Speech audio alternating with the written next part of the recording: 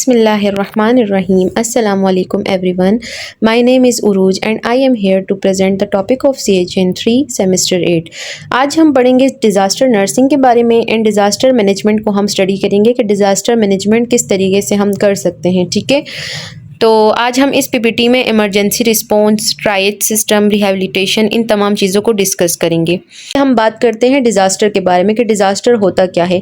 कोई भी ऐसा सीरियस इवेंट या सडन इवेंट जो किसी भी कम्युनिटी के लोगों को अफेक्ट करे, उनकी लाइफ को अफेक्ट करे, ठीक है, वहाँ की प्रॉपर्टी को डैमेज करे, तो इस सिचुएशन को हम डिज़ास्टर कहते हैं। ठीक है, अब डिज़ास्टर में क्या होता है कि हॉस्पिटल में क्या होता है कि लार्ज नंबर ऑफ पीपल जो है वो कम्युनिटी में अफेक्ट होते हैं एंड देन वो आते हैं हॉस्पिटल ट्रीटमेंट लेने के लिए। ठीक है, तो इस कंडीशन को हम डिज़ास्टर कह सकते हैं। डिज़ास्टर क्या है? A disaster is a sudden extra ordinary event, यानी ये अचानक और एक्स्ट्रा ऑर्डिनरी इवेंट होता है दैट डिस्टर्ब नॉर्मल लाइफ, जो इंसान की नॉर्मल लाइफ को डिस्टर्ब कर देता है, कॉजिंग सिग्निफिकेंट डैमेज, जिसकी वजह से डैमेज होता है लोगों को, लॉस ऑफ लाइफ, बहुत सारे लोगों की लाइफ जाती है, and overwhelming community resources. Overwhelming community resources का मतलब ये है कि जो आपकी कम्युनिटी में अवेलेबल रिसोर्सेज हैं उनकी डिमांड बढ़ जाती है। फॉर एग्जांपल ट्रेन नर्सिस की, ट्रेन डॉक्टर्स की, रेस्क्यू टीमों की। ठीक है, यानी डिज़ास्टर एक ऐसा डिज़ास्टर एक ऐसा इवेंट है जिसमें बहुत सारे लोगों की लाइफ अफेक्ट होती है, प्रॉपर्टी डैमेज होती है, ठीक है, नॉर्मल लाइफ डिस्टर्ब हो जाती है और कम्युनिटी रिसोर्सेज की डिमांड भी बढ़ जाती है। ठीक है, जैसे फॉर एग्जांपल फ्लड्स, सैलाब हो गए। सैलाब क्या है? एक डिज़ास्टर है, क्योंकि सैलाब में बहुत सारे लोगों के घर ख़राब हो जाते हैं, कम्युनिटीज़ जो हैं वो डिस्टर्ब हो जाती हैं, लोगों के लाइफ भी लॉस हो जाती है, बहुत सारे लोगों की, बहुत सारे लोग इंजर्ड हो जाते हैं। ठीक है, इसके अलावा फायर्स, यानी कहीं अगर आग लग जाए किसी बिल्डिंग में या किसी शॉपिंग मॉल में या किसी हॉस्पिटल में। इसके अलावा अर्थक्वेक भी हमारे पास एक डिज़ास्टर है।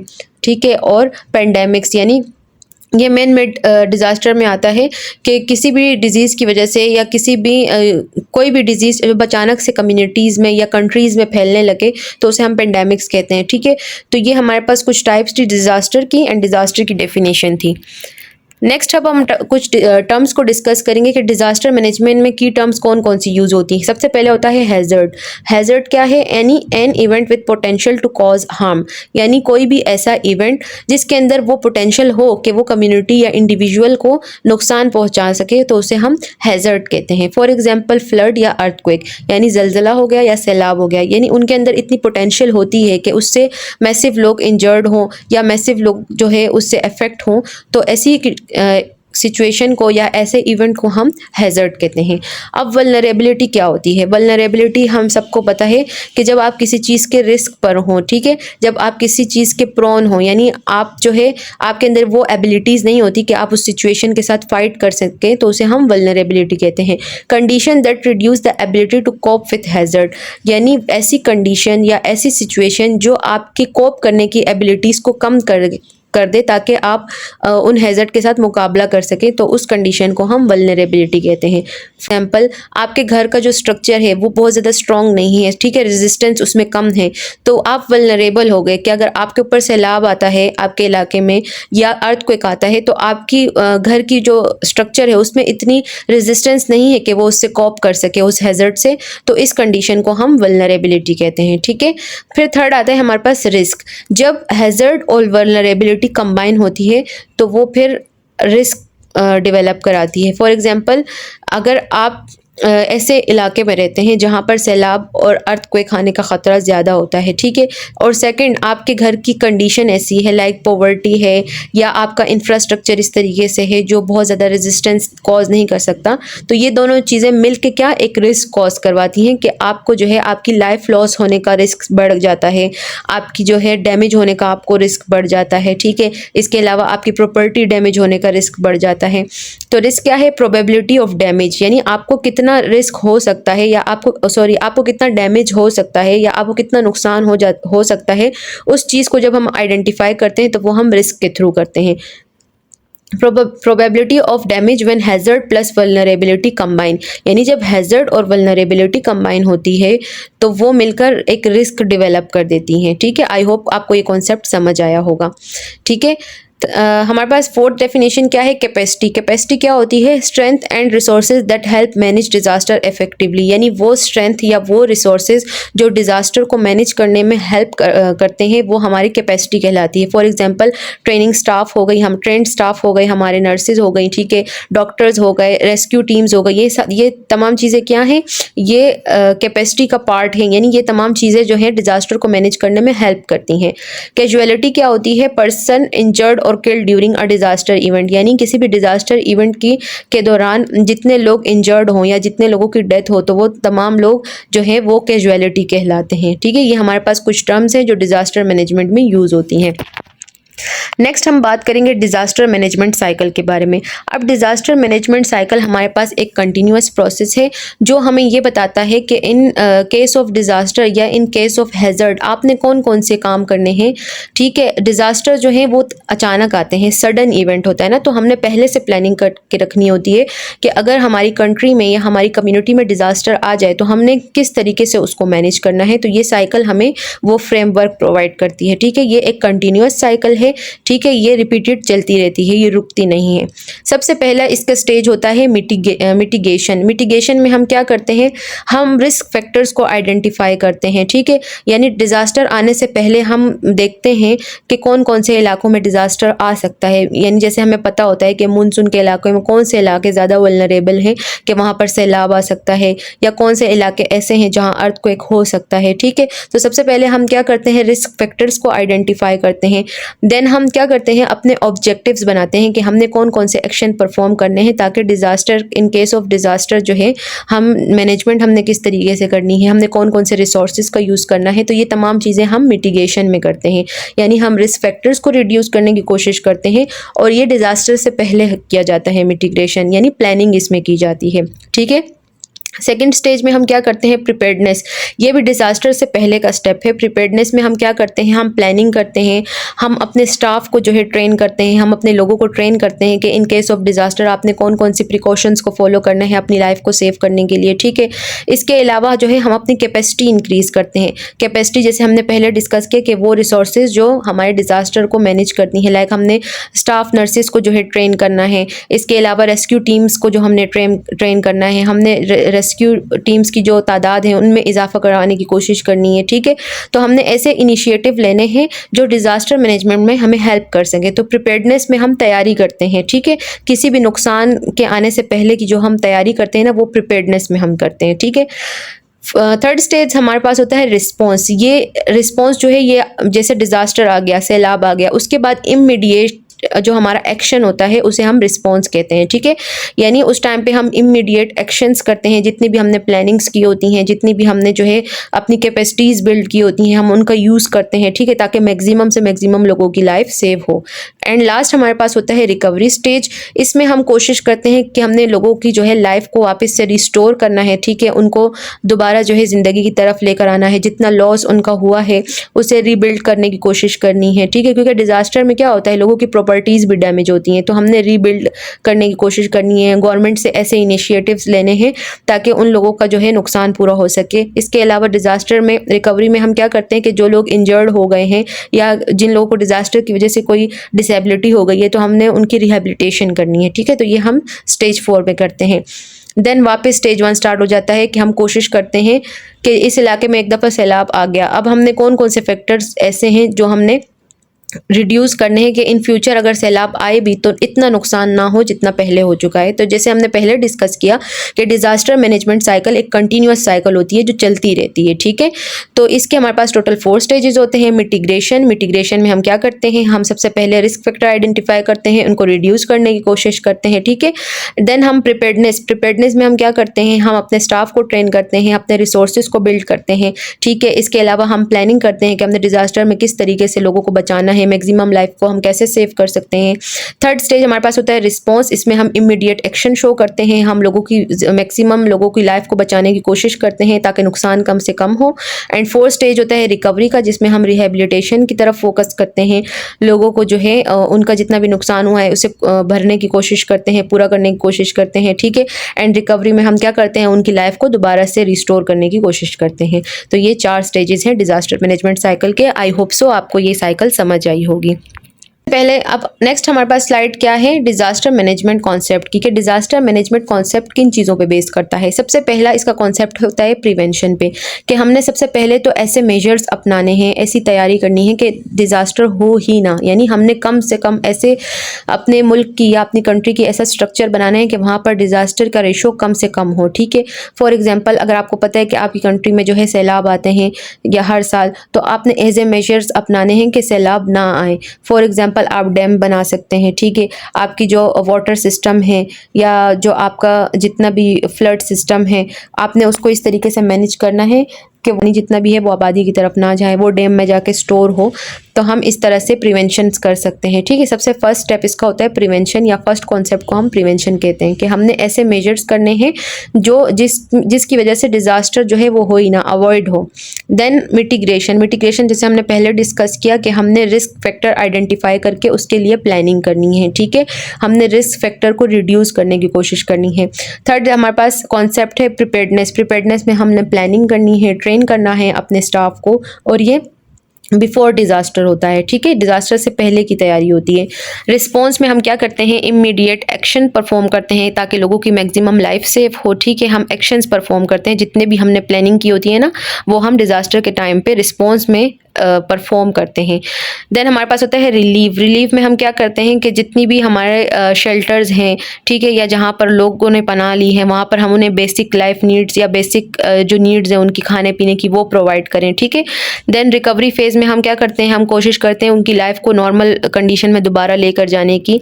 एंड रिकंस्ट्रक्शन में कॉन्सेप्ट में हम क्या करते हैं कि जो उनकी प्रॉपर्टी को नुकसान हुआ है या जो उनकी कम्युनिटी का पूरा नुकसान हुआ है उसे हम रीबिल्ड करवाएं। ठीक है, उसके लिए हम एफर्ट्स करें।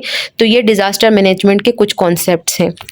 बात करेंगे फैक्टर्स लीडिंग टू डिज़ास्टर, यानी कौन कौन से ऐसे फैक्टर्स हैं जो डिज़ास्टर को लीड कर सकते हैं, डिज़ास्टर की वजह बन सकते हैं। ठीक है, पहला फैक्टर है हमारे पास पुअर कंस्ट्रक्शन प्रैक्टिसेस। ठीक है, पुअर कंस्ट्रक्शन प्रैक्टिसेस क्या होता है कि जब हमारी प्रॉपर्टीज़ जो हैं वो सही तरीके से कंस्ट्रक्ट ना हो। ठीक है, यानी जितनी भी हमारी आबादी है या जितने भी हमारे घरों के स्ट्रक्चर हैं वो स्ट्रॉन्ग ना हो, रेजिस्टेंस ना हो उन बिल्डिंग्स में, तो क्या होता है, छोटा सा भी अर्थक्वेक आता है तो बिल्डिंग गिर जाती है, जो बड़े डिज़ास्टर की वजह बन सकती है। ठीक है, तो अगर आपके घर की कंस्ट्रक्शन अच्छी नहीं है तो ये भी एक डिज़ास्टर की वजह बन सकती है।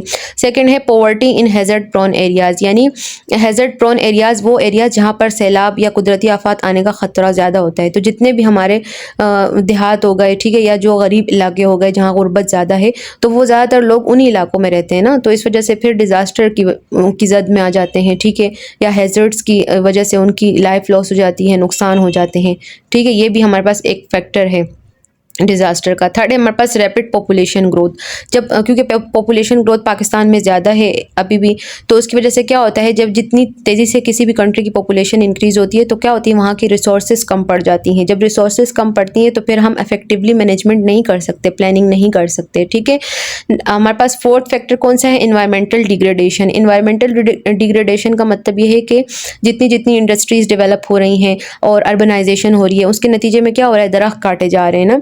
जब दरख्त काटे जाते हैं तो उसके नतीजे में क्या होता है, पोल्यूशन में भी इजाफा हो रहा है। ठीक है, और क्लाइमेट चेंज का इफेक्ट भी आ रहा है। तो ठीक है, जिस वजह से डिज़ास्टर में भी इंक्रीज़ आ रहा है। ठीक है, इसके अलावा क्या है, अर्बनाइजेशन एंड इंडस्ट्रियलाइजेशन, अर्बनाइजेशन और इंडस्ट्रियलाइजेशन की वजह से भी जो है मैन मेड डिज़ास्टर में इजाफा हो रहा है। ठीक है, एयर पोल्यूशन इंक्रीज़ हो रही है जो भी डिज़ास्टर की एक वजह बन जाती है। ठीक है, इसके अलावा क्लाइमेट, पहले डिस्कस किया कि अर्बनाइजेशन और इंडस्ट्रियलाइजेशन की वजह से क्या आ रहा है, क्लाइमेट चेंज इफेक्ट आ रहा है। क्लाइमेट चेंज इफेक्ट की वजह से क्या होता है कि एक्सट्रीम वेदर कंडीशन होती हैं। ठीक है, ये हीट स्ट्रोक या हीट वेव्स होने का ख़तरा ज़्यादा हो रहा है। ठीक है, लैंड स्लाइडिंग बढ़ रही है, जिस वजह से क्या हो रहा है, डिज़ास्टर की एक वजह बनती हैं। लास्ट हमारे पास है वीक इंफ्रास्ट्रक्चर, कि जब हमारे इंफ्रास्ट्रक्चर सही तरीके से नहीं होता, रोड हो गए, हमारा ड्रेनेज सिस्टम हो गया, हमारे हॉस्पिटल का सिस्टम हो गया, वो सही तरीके से नहीं होता, तो ये भी हमारी डिज़ास्टर को लीड करने की वजह बन सकती है। ठीक है, तो ये हमारे पास कुछ फैक्टर्स हैं जो डिज़ास्टर को करवाने के लिए डिज़ास्टर की वजह बन सकते हैं। नेक्स्ट हम बात करेंगे चैलेंजेस एंड अपॉर्चुनिटीज़ कि हमें क्या क्या चैलेंजेस फेस करने पड़ रहे हैं और जो डिज़ास्टर की भी वजह बन रहे हैं। सबसे पहले क्या है, weak policies and legal framework कि हमारी पॉलिसीज़ इतनी ज़्यादा स्ट्रॉन्ग नहीं है कि डिज़ास्टर को कैसे मैनेज किया जाए, तो जिस वजह से डिज़ास्टर ज़्यादा आते हैं हमारी कंट्री में। ठीक है, नेक्स्ट हमारे पास क्या है, लेक ऑफ टेक्निकल एक्सपर्टीज़ कि हमारे पास एक्सपर्टीज़ की कमी है। ठीक है, डिज़ास्टर को मैनेज करने वाले जो हमारे प्रोफेशनल्स हैं उनकी कमी है, जिस वजह से क्या है कि डिज़ास्टर जो है हर साल होते हैं और उसमें मेजरली लोग अफेक्ट होते हैं। थर्ड हमारे पास है पुअर रिस्क असेसमेंट सिस्टम कि यहाँ पर जैसे हमने बात की कि डिज़ास्टर मैनेजमेंट का फर्स्ट स्टेप यही है कि आप सबसे पहले रिस्क को आइडेंटिफाई करना है। तो हमारे पास क्या है कि पुअर रिस्क असेसमेंट सिस्टम है कि हमारे इतने हेल्थ केयर प्रोफेशनल्स हो गए या हमारे गवर्नमेंट के जो लोग हैं वो इतने ज़्यादा कॉम्पिटेंट नहीं है कि वो रिस्क असेसमेंट कर सकें। ठीक है, एंड लास्ट हमारे पास क्या है, इनएडुकेट बिल्डिंग कोड्स। ठीक है, इसके अलावा जो हमारे बिल्डिंग कंस्ट्रक्शन होती हैं वो भी इतनी ज़्यादा इफेक्टिव नहीं है जो डिज़ास्टर की वजह बन सकती है। तो ये हमारी सारी चैलेंजेस हैं डिज़ास्टर के। ठीक है, हम अपॉर्चुनिटीज़ की बात करें तो हमारे पास कुछ गवर्नमेंट कमेटीज़ हैं like national disaster management agency and national disaster management commission. ये हमारे पास दो कमेटीज़ हैं जो डिज़ास्टर मैनेजमेंट को स्ट्रॉन्ग कराने में हेल्प आउट कर रही हैं। ठीक है, नेक्स्ट हमारे पास क्या अपॉर्चुनिटी है, इंक्रीज अवेयरनेस एंड एजुकेशन के अगर हम अपनी पॉपुलेशन में या अपने लोगों में अवेयरनेस या एजुकेशन को इंक्रीज़ करें तो उससे क्या होगा कि हमें प्रिपेयर्डनेस करने में आसानी होगी। थर्ड हमारे पास क्या है, इंटरनेशनल सपोर्ट एंड कोलैबोरेशन। ये भी हमारी एक अपॉर्चुनिटी है कि जो हमारे एनजीओज़ हैं या जो हमारी इंटरनेशनल कमेटीज़ हैं वो डिज़ास्टर मैनेजमेंट में हेल्प आउट कर रही है, हमें रिसोर्सेज प्रोवाइड कर रही है। ठीक है, एंड लास्ट हमारे पास क्या है, इम्प्रूव डिज़ास्टर प्लानिंग सिस्टम कि हमारी जो गवर्नमेंट है वो इस तरह की कमेटीज़ बना के डिज़ास्टर प्लानिंग सिस्टम को इम्प्रूव करने की कोशिश कर रही है, जिससे क्या है कि डिज़ास्टर अगर हो भी तो हमारे कंट्री को या हमारे लोगों को कम से कम नुकसान पहुँचे। ठीक है, नेक्स्ट हमारे पास क्या है, pre disaster administration post Corp. ठीक है, हमारे पास जो डिज़ास्टर है उसके 3 फेजेस होते हैं, pre disaster, disaster and post disaster. ठीक है, तो प्री डिज़ास्टर एडमिनिस्ट्रेशन में हम क्या क्या कर सकते हैं, इसे हम एक कोड से याद रखते हैं जिसे हम पोस्ट कॉर्प कहते हैं। ठीक है, या पोस्ट कॉर्प भी कहते हैं। तो ये हमारे पास ये एक मेमोनिक है। प्री डिज़ास्टर एडमिनिस्ट्रेशन में हम सबसे पहले क्या करते हैं, पी फॉर प्लानिंग कि हम सबसे पहले प्लानिंग करते हैं। ठीक है, स्ट्रेटजीज़ बनाते हैं और अपने ऑब्जेक्टिव सेट करते हैं, गोल सेट करते हैं कि हमने करना क्या है इन फ्यूचर अगर कोई डिज़ास्टर होता है। ठीक है, ओ फॉर ऑर्गेनाइजिंग हम ऑर्गेनाइज करते हैं रिसोर्सेज को, हमारे हेल्थ पर्सोनल्स को, एक्सपर्ट्स को। ठीक है, कि वो डिज़ास्टर मैनेजमेंट को जो है इफेक्टिवली कोप कर सकें। ठीक है, एज फॉर स्टाफिंग हम रिक्रूटमेंट करते हैं और ट्रेनिंग करते हैं राइट पीपल की, यानी ऐसे लोगों की जो कॉम्पिटेंट हो डिज़ास्टर के टाइम पे, डिज़ास्टर को वो अच्छे तरीके से मैनेज कर सकते हैं, इसीलिए हम रिक्रूटमेंट करते हैं। ठीक है, डी फॉर डायरेक्शन या इसकी जगह हम टी भी यूज़ कर सकते हैं, टी फॉर ट्रेनिंग या डी फॉर डायरेक्शन। इसमें हम क्या करते हैं कि हम ट्रेनिंग करते हैं। ठीक है, leading and guiding all operation हम लोगों की ट्रेनिंग करते हैं, उन्हें लीड कराते हैं, उन्हें डिज़ास्टर मैनेजमेंट के बारे में समझाते हैं। फॉर एग्जाम्पल हमारे हॉस्पिटल में जो है फायर एक्सटिंग्विशर रखे गए हैं, तो हमारे स्टाफ को ट्रेन किया जाता है कि अगर आग लगती है या शॉर्ट सर्किट होता है तो हमने इसका यूज़ किस तरीके से करना है। तो ये हम क्या कर रहे हैं, हम उन्हें ट्रेन कर रहे हैं। ठीक है, सी फॉर कोऑर्डिनेटिंग में हम क्या करते हैं कि हमारे जितने भी डिपार्टमेंट्स हैं हम उन्हें कोऑर्डिनेट करवाते हैं। ठीक है, हॉस्पिटल्स को, स्टाफ को, नर्सिस को, कम्युनिटी हेल्थ नर्सिस को। ठीक है, at the time of disaster. R for reporting हम डॉक्यूमेंटेशन एंड कम्युनिकेटिंग स्टेटस, यानी हमने क्या प्लानिंग की है, किस तरीके से ऑर्गेनाइज किया है, कितने लोगों को एज अ डिज़ास्टर मैनेजमेंट जो है शामिल किया है या किन लोगों को डिज़ास्टर नर्स के तौर पर अपॉइंट किया, तमाम चीज़ें हम डॉक्यूमेंट करते हैं। एंड बी फॉर बजटिंग हम फाइनेंशियल प्लानिंग भी करते हैं कि अगर हमारी कंट्री पे या हमारी कम्युनिटी में कोई डिज़ास्टर आता है तो उसके लिए हमारे पास अवेलेबल फाइनेंशियल रिसोर्सेज कितने हैं, हमारा बजट कितना है जिसमें रह के हम उस डिज़ास्टर को मैनेज कर सकें। ठीक है, तो ये हमारे पास प्री डिज़ास्टर फेज़ होता है। प्री डिज़ास्टर फेज़ में हम ये तमाम इंटरवेंशन करते हैं। ठीक है, इसका मेमोनिक क्या है, post Corp. P for planning, O for organization, S for staffing, D for direction, और C and O for coordinating, R for reporting and B for budgeting। ठीक है, तो इस मेमोनिक को यूज़ करके जो है हम याद कर सकते हैं कि हमने डिज़ास्टर से पहले कौन कौन सी इंटरवेंशंस करनी है। ठीक है, अब फेजेस ऑफ डिजास्टर, डिजास्टर के कितने फेजेस होते हैं? 4 फेजेस होते हैं। सबसे पहला फेज होता है प्रिपेयर्डनेस फेज, यानी इस टाइम तक हमारा डिजास्टर इनिशिएट नहीं हुआ होता, ये प्री फेज होता है, प्री डिजास्टर फेज भी हम इसे कहते हैं। इसमें हम सबसे पहले क्या करते हैं? ट्रेनिंग करते हैं, स्टाफ की स्किल डेवलपमेंट करवाते हैं एंड हेल्थ केयर नेटवर्क को इंक्रीज करते हैं, रेस्क्यू टीम्स को इंक्रीज करते हैं। ठीक है, at the time of disaster हमें किन किन रिसोर्सेज की नीड पड़ सकती है, हम अपनी कैपेसिटी को इंक्रीज करते हैं। सेकेंड हमारे पास आता है इनिशियल रिस्पॉन्स। इनिशियल रिस्पॉन्स क्या है कि eight the time of disaster हमने इनिशियली क्या करना है, हमने लाइफ सेविंग केयर लोगों को प्रोवाइड करनी है कि हमने ज़्यादा से ज़्यादा लोगों की लाइफ को बचाना है। ठीक है, अगर कहीं सैलाब आए तो वहाँ पर हम रेस्क्यू ऑपरेशन स्टार्ट करवाएं जल्द से जल्द कि वहाँ पर लोगों की लाइफ सेव हो सके। ठीक है, ट्राइएज सिस्टम हम इनिशिएट करवाते हैं। ट्राइएज सिस्टम हम आगे पढ़ेंगे कि ट्राइएज सिस्टम है क्या। इन्फेक्शन कंट्रोल प्रोग्राम हम स्टार्ट कराते हैं, हम कोशिश करते हैं कि इन्फेक्शन कम से कम हो डिजास्टर अफेक्टेड एरियाज़ में, एंड मेंटल हेल्थ सपोर्ट हम उन्हें दें, क्योंकि डिजास्टर के नतीजे में क्या होता है, बहुत सारे लोगों की लाइफ लॉस होती है, प्रॉपर्टी उनकी लॉस होती है, तो उससे वो बहुत ज़्यादा मेंटली डिजीज़ में या मेंटली डिस्ट्रेस में चले जाते हैं, तो हमने उन्हें मेंटल हेल्थ सपोर्ट भी देनी है। मिड टर्म फेज़ में हम क्या करते हैं? सेकेंडरी प्रिवेंशन यूज़ करते हैं, स्क्रीनिंग कराते हैं हम शेल्टर्स में। ठीक है, इसके अलावा उनको केयर देते हैं शेल्टर्स में, और वल्नरेबल ग्रुप को हम सपोर्ट करते हैं जिनमें डिजीज़ का रेशो या जिनमें डिजीज़ होने के चांस ज़्यादा होते हैं, हम उन ग्रुप्स को सपोर्ट करते हैं, जैसे बच्चे हो गए, ओल्ड एज हो गए। ठीक है, लॉन्ग टर्म फेज़ में हम क्या करते हैं? हम रिहेबिलिटेशन करते हैं, यानी अगर कोई इंजर्ड है या कोई डिसेबल हो गया है डिजास्टर की वजह से, हमने रिहेबिलिटेटिव केयर दें। ठीक है, कम्युनिटी रिबिल्डिंग के लिए हम इनिशिएटिव करें, and long term mental health care या काउंसलिंग हम उन्हें प्रोवाइड करें। तो ये हमारे पास कुछ फेजेस हैं डिजास्टर के। अब हम बात करेंगे triage system. Triage system in disaster, triage system होता क्या है और डिज़ास्टर में इसे किस तरीके से यूज़ किया जाता है। At the time of disaster जो है ट्राइएज सिस्टम इनिशिएट किया जाता है हॉस्पिटल्स में। अब ट्राइएज सिस्टम का काम क्या है कि ये हमें डिटरमाइन करके दे कि हमने किस पेशेंट को कौन सी प्रायोरिटी में रखना है, यानी ये हमारी प्रायोरिटीज सेट कराता है कि कौन से पर्सन को इमीडिएट केयर की नीड है या किस पर्सन को हम थोड़ी सी डिले नीड भी दे सकते हैं। तो ट्राइएज सिस्टम के ज़रिए हम अपने क्लाइंट को कैटेगराइज करते हैं कि कौन से पेशेंट को ज़्यादा नीड है, कौन सा पेशेंट डेड है, कौन सा पेशेंट को माइनर इंजरीज हुई हैं। तो इस ट्राइएज सिस्टम में हम पेशेंट कैटेगराइज करते हैं। ठीक है, इसके हमारे पास 4 कैटेगरीज होती हैं मेन। सबसे पहला होता है रेड।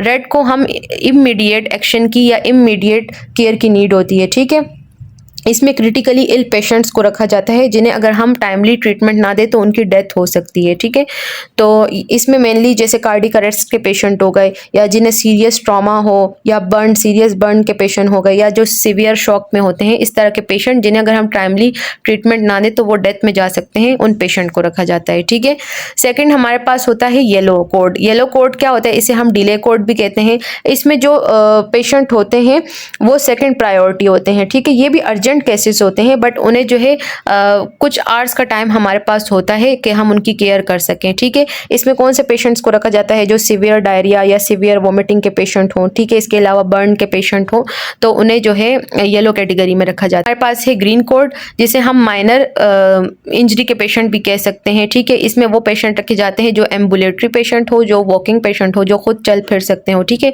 और उन्हें माइनर इंजरीज हुई हो। ठीक है, तो इसमें हम वॉकिंग पेशेंट्स को रखते हैं। एंड ब्लैक में हमें ब्लैक को हम एक्सपेक्टेंट कहते हैं, जिसमें हम डेड या अनसर्वाइवेबल पेशेंट को रखते हैं। ठीक है, यानी जिनके ऊपर अगर हम इंटरवेंशन करें भी तो उनकी डेथ हो सकती है, या जो डेड पेशेंट हमारे पास आते हैं हॉस्पिटल में तो उसे हम ब्लैक कोड में रखते हैं। तो ये हमारे पास था ट्राइएज सिस्टम। ये हमें हेल्प आउट करता है कि हमने क्लाइंट को कैटेगराइज कर सकें, और जिस पेशेंट को ज़्यादा नीड हो तो हम उसे टाइमली ट्रीट करके उसकी लाइफ को सेव कर सकें। ठीक है, तो at the time of disaster triage system initiate होता है। नेक्स्ट हम बात करेंगे role of nurse in disaster के। डिज़ास्टर में नर्स का क्या रोल है। बिफोर डिज़ास्टर नर्स का क्या रोल है कि वो एजुकेशन और अवेयरनेस कैंपेन स्टार्ट करे ऐसे इलाकों में जहाँ पर डिज़ास्टर आते हैं हर साल, तो वहाँ के लोगों को अवेयर करे, उन्हें बेसिक लाइफ सपोर्ट के बारे में बताए। ठीक है, इसके अलावा जो है जो चीज़ें at a time of disaster उन्हें नीड पड़ सकती हैं उस बारे में गाइड करें। सेकेंड, प्रिपेयर्डनेस प्लानिंग, के वो पहले से जो है प्लानिंग बनाए, प्रिपेयर्डनेस करे कि eight the time of disaster इस कम्युनिटी में कौन कौन सी नीड हो सकती हैं, ठीक है। Risk and vulnerability assessment, and risk और वल्नरेबिलिटी असेसमेंट भी नर्स का रोल है, ठीक है। ड्यूरिंग डिजास्टर नर्स का क्या रोल है कि वो ट्राइएज और इमरजेंसी केयर इनिशिएट करवाए, क्लाइंट्स को कैटेगराइज करे कि किस पेशेंट को ज़्यादा नीड है, ठीक है। इसके अलावा इन्फेक्शन कंट्रोल मेजर्स के इन्फेक्शन कंट्रोल को करे, मिनिमम से मिनिमम इन्फेक्शन हो, ठीक है, लोगों में इन्फेक्शन स्प्रेड ना हो। कोऑर्डिनेट विद रिस्पॉन्स टीम, और वो जो रिस्पॉन्स टीम है या जो डिजास्टर मैनेजमेंट टीम है उनके साथ कोऑर्डिनेट करे। After disaster rehabilitation program initiate करवाए। इसके अलावा मेंटल हेल्थ लोगों को दे। जैसे आप सबको पता है कि कोई भी डिजास्टर या कोई भी इवेंट लोगों की लाइफ में अचानक से होता है, तो उस वजह से वो लोग PTSD में चले जाते हैं, यानी पोस्ट ट्रॉमेटिक स्ट्रेस डिसऑर्डर, ठीक है। तो उनके फैक्टर्स को, उनके साइन और सिम्टम को जो है आइडेंटिफाई करें, उन्हें timely mental health care provide करें। एंड डिजीज़ सर्विलेंस के क्या है नर्स का रोल, कि डिजीज़ सर्विलेंस करे, वो स्क्रीनिंग कराए, टेस्ट वगैरह करवाए वहाँ के लोगों की, ताकि जो है टाइमली कोई भी डिजीज़ हो वो रिपोर्ट हो सके। तो ये हमारे पास नर्स के रोल हैं। बात करेंगे साइकोलॉजिकल इम्पैक्ट ऑफ डिजास्टर के। डिजास्टर के साइकोलॉजिकल इम्पैक्ट लोगों पर क्या पड़ते हैं। पोस्ट ट्रॉमेटिक स्ट्रेस डिसऑर्डर, ठीक है, ज़्यादातर लोगों को जो है PTSD होने के चांसेस होते हैं। क्यों? क्योंकि वो एक ट्रॉमा से गुजरे होते हैं, उसमें उनकी जो है लव वन की डेथ भी होती है, कुछ लोग उनसे बिछड़ जाते हैं, ठीक है, सैलाब या जलजलों की सूरत में। इसके अलावा जो है उनकी प्रॉपर्टी डैमेज हो जाती है, ठीक है। तो इस तरह के इवेंट की वजह से क्या होते हैं, वो उन्हें PTSD होने के चांसेस बहुत ज़्यादा होते हैं, ठीक है। एंजाइटी फॉलोइंग ट्रॉमेटिक इवेंट, ठीक है, उन्हें फिर उस तरह के इवेंट से जो है एंजाइटी होती है, ठीक है। ये एक्सट्रीमली कॉमन होता है आफ्टर डिजास्टर। PTSD जो है वो एक्सट्रीमली कॉमन होता है लोगों में। लोगों को जो है वो सब चीज़ें याद आ रही होती हैं, फ्लैशबैक उनके जहन में चल रहे होते हैं, ठीक है। उन्हें जो है परसिस्टेंट फियर और इमोशनल डिस्ट्रेस में वो रहते हैं, ठीक है। इसके अलावा जो है उन्हें हाइपर अराउजल, ठीक है, यानी वो जागते रहते हैं, उन्हें डर की वजह से नींद नहीं आती, स्लीप डिस्टर्बेंस होती है, ठीक है उन्हें। तो इस तरह की सिचुएशन जो है आफ्टर डिजास्टर कम्युनिटी के लोगों में दिख सकती है, ख़ासतौर पे बच्चों में, या जो ओल्ड एज के लोग होते हैं, या जो फीमेल्स होती हैं, उनमें ये तमाम चीज़ें देखने को मिलती है। तो एज अ नर्स क्या रोल है कि आपने उन्हें साइकोलॉजिकल फर्स्ट एड भी देनी है, ठीक है। इसके अलावा उन्हें काउंसलिंग देनी है, उनके सिम्टम्स को जो है रिलीव करने की कोशिश करनी है, उनके लिए ऐसे इनिशिएटिव करने हैं जिससे उनकी ये कंडीशन या जितना भी नुकसान उनका हुआ है वो रिटर्न हो जाए, ठीक है। And community mental health support, आपने जो है उनकी मेंटल हेल्थ को सपोर्ट करना है। उनको अगर किसी चीज़ से रिलेटेड फेयर है, एंजाइटी है, डिप्रेशन है, तो आप काउंसलिंग के ज़रिए या बातचीत के ज़रिए उसे कम करने की कोशिश कर सकते हैं, ठीक है। हमारे पास क्या है, इन्फेक्शन कंट्रोल इन डिज़ास्टर के। डिज़ास्टर में आप इन्फेक्शन कंट्रोल कैसे कर सकते हैं। आप ये इंश्योर करें कि जो शेल्टर्स हैं वहाँ तक सेफ वाटर सप्लाई हो, ठीक है, जो ड्रिंकिंग वाटर वो बिल्कुल क्लीन हो, ठीक है। सैनिटेशन का सिस्टम अच्छा हो, यानी प्रॉपर लेट्रीन्स, हाइजीन स्टेशंस और वेस्ट डिस्पोजल वहाँ पर उनके शेल्टर्स में मौजूद हो। इसके अलावा वेस्ट मैनेजमेंट सही तरीके से हो, उनकी जितनी भी डिस्पोज चीज़ें हैं प्रॉपर तरीके से कलेक्ट हों और वेस्ट हों। और लास्ट हमारे पास क्या है कि हम शेल्टर्स में वैक्सीनेशन प्रोग्राम इनिशिएट करवाएं, लाइक इम्यूनाइजेशन हम करवाएं कोलरा, टाइफाइड या हेपेटाइटिस के against. Early infection control save lives act with in the first 24 hour, क्योंकि अगर हम अर्ली इन्फेक्शन कंट्रोल कर लेते हैं तो उससे काफ़ी बच्चों की या लोगों की लाइफ जो है वो सेफ हो जाती है। तो ये तमाम चीज़ें हम इन्फेक्शन कंट्रोल के लिए कर सकते हैं। नेक्स्ट हम बात करेंगे common health problem in disaster के। कौन कौन से ऐसी कॉमन हेल्थ प्रॉब्लम है जो डिज़ास्टर के दौरान जो है हमें देखने को मिलती है। सबसे पहले क्या है, इंजरीज़ देखने को मिलती है, क्योंकि अगर अर्थक्वेक की वजह से कोई बिल्डिंग जो है वो क्रैश कर जाए या सैलाब आए तो उससे क्या होता है, fractures, burns, lacerations, head trauma, crush injuries, ये तमाम इंजरीज़ होने का ख़तरा होता है, ठीक है। कम्युनिकेबल डिजीज़ का ख़तरा बढ़ जाता है डिज़ास्टर में। कॉलरा हो गया, टाइफाइड हो गया, hepatitis A, malaria and respiratory infections ये इंक्रीज हो जाते हैं। माल न्यूट्रिशन का रिस्क बढ़ जाता है। क्यों? क्योंकि वहाँ पर उनके घर या जो उनकी जिस तरह की कम्युनिटी थी वहाँ के तमाम जो रिसोर्सेज होते हैं वो डिज़ास्टर की वजह से ज़ाया हो जाते हैं ना। इस वजह से उनके पास जो है फूड, जो बेसिक लाइफ की जो चीज़ें हैं जैसे खाना पीना हो गया, वो भी अच्छा नहीं पहुँच पाता, तो माल न्यूट्रिशन होने का ख़तरा होता है। Food insecurity, dehydration, micro nutrient deficiency ये कॉमन हो जाती हैं। एंड लास्ट हमारे पास क्या है, साइकोलॉजिकल डिसऑर्डर भी कम्युनिटी में देखने को मिलते हैं, like PTSD, depression, anxiety, acute stress reaction, ये तमाम कंडीशन हमें लोगों में देखने को मिलती हैं। हम बात करेंगे कि फ्यूचर ऑफ डिज़ास्टर नर्सिंग क्या होगा, यानी फ्यूचर विजन क्या है हमारा डिज़ास्टर नर्सिंग के लिए। Need for train disaster nurses as speciality. जैसे हमने देखा है कि क्लाइमेट चेंज की वजह से क्या हो रहा है कि ग्लोबली डिज़ास्टर इंक्रीज़ हो रहे हैं, तो इन फ्यूचर क्या होगा कि ट्रेन डिज़ास्टर नर्सिंग की बहुत ज़्यादा नीड होगी, ठीक है। और उससे एज अ स्पेशलिटी जो है डिज़ास्टर नर्सिंग वाले जो जितने भी लोग होंगे वो एज अ स्पेशलिटी काम करेंगे, ठीक है। Development of disaster nursing curriculum world wide. इसके अलावा जो डिज़ास्टर नर्सिंग का करिकुलम है वो वर्ल्ड वाइड डेवलप हो रहा है, जिससे क्या है इस फील्ड में इजाफा हो रहा है। Better inter agency coordination system. इसके अलावा इंटर एजेंसी कोऑर्डिनेशन सिस्टम भी इन फ्यूचर बेटर होगा। लाइक जितनी भी हमारे पास डिफरेंट एजेंसीज है, लाइक नर्सिंग हो गई, हॉस्पिटल्स हो गए या रेस्क्यू टीम्स हो गई, इनके दरमियान कोऑर्डिनेशन इन फ्यूचर इंक्रीज होगी। International collaboration on disaster response. इसके अलावा इंटरनेशनली कंट्रीज़ है वो एक दूसरे के साथ कोलाबरेट कर रही हैं कि डिज़ास्टर को हम कैसे मिनिमाइज़ करें और डिज़ास्टर के टाइम में अपने रिस्पॉन्स को कैसे इम्प्रूव करें। तो इससे भी क्या है फ्यूचर में डिज़ास्टर नर्सिंग का जो डिमांड है वो इंक्रीज़ होगी। Technology integration in disaster management. In future क्या है कि डिजिटल मॉनिटरिंग या डिजिटल रिस्क असेसमेंट की टेक्नोलॉजीज़ आएंगी, जिससे क्या होगा डिज़ास्टर नर्सिंग में इम्प्रूवमेंट आएगी। एंड लास्ट क्या है कम्युनिटी बेस्ड रेजिलिंग प्रोग्राम। और different community based resilience program बनाए जा रहे हैं, जिससे वहाँ के लोगों को ट्रेन किया जाएगा कि इन फ्यूचर जो है अगर कोई डिज़ास्टर आता है तो आपने ख़ुद से कौन से इनिशिएटिव लेने हैं, ठीक है। उन्हें ट्रेनिंग दी जा रही है।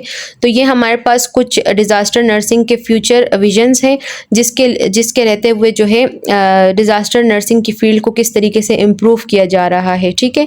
तो a world wide where nurse are the first line champions of disaster response, ठीक है। नर्सिंग है उसकी फील्ड जो है वो ब्राइट है, ठीक है। नर्सेज के लिए एक ब्राइट फ्यूचर लेकर आएगी, क्योंकि डिज़ास्टर नर्सिंग फील्ड अब वास्ट हो रही है और डिज़ास्टर नर्सिस की नीड में भी इजाफा हो रहा है, ठीक है।